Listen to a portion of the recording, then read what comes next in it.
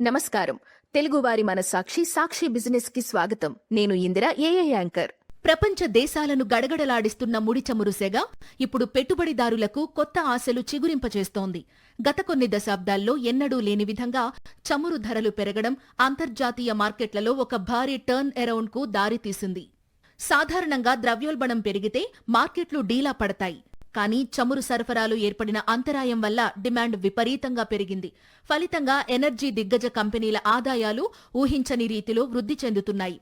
ఇన్వెస్టర్లు ఇప్పుడు safe haven కోసం వెతకకుండా నేరుగా ఎనర్జీ స్టాక్స్ పై పందెం కాస్తున్నారు. విశ్లేషకుల అంచనా ప్రకారం ఈ ఆయిల్ షాక్ తాత్కాలికం కాదు. భౌగోళిక రాజకీయ ఉద్రిక్తతలు కొనసాగుతున్నంతకాలం చమురు ధరలు గరిష్ట స్థాయిలోనే ఉండే అవకాశముంది. ఇదే ఎనర్జీ స్టాక్స్ కు ఇంధనంగా మారుతోంది. సంవత్సరాల తరబడి వెనకబడిన ఈ సెక్టార్ ఇప్పుడు మార్కెట్ లీడర్గా ఎదగడం విశేషం.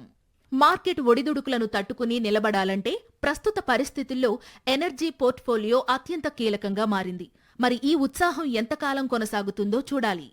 ఇదే ఈరోజు సాక్షి బిజినెస్ బులెటిన్.